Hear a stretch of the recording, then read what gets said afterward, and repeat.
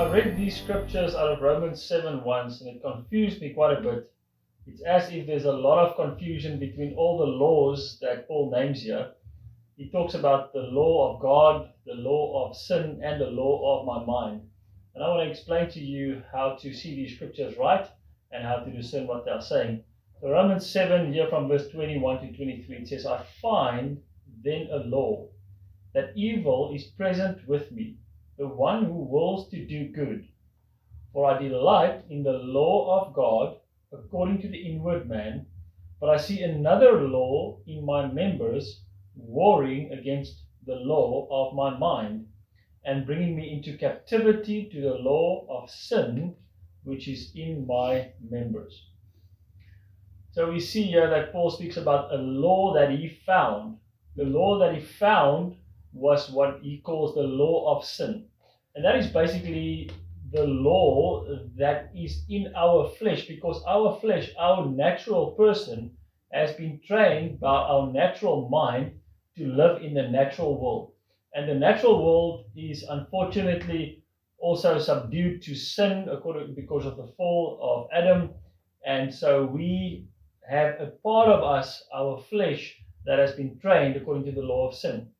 To understand the law of God or the law of my mind better, you can read in verse 25. I'm not going to read that now, but it basically says there that with the mind I myself serve the law of God. So you can use the law of God and the law of my mind interchangeably.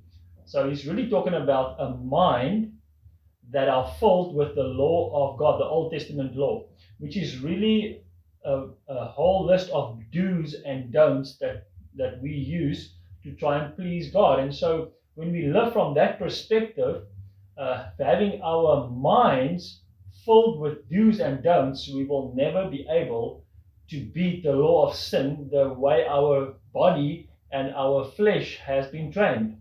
That law of sin is too strong, and the law of my mind and the law of God will lose to the law of sin. And that is the frustration many Christians live with. They live with mind power, trying to overcome their flesh with do's and don'ts. That will never work. We have to understand that Christ came to give us something completely different than mind power, just trying to figure out how to not do the wrong thing and how to do the right thing. He came to give us another law, which we're going to talk about tomorrow, but it's the law of the Spirit of life, meaning there's another law that God came to impart to us by His Spirit, and that Spirit gives us life. And when we walk according to that life, then we will become overcomers according to that law of sin. We will now be able to beat that law of sin with the law of the Spirit that imparts the life of God into our hearts. So let's look forward to this week as we're going to go through that. And always remember, you are highly favored and deeply loved.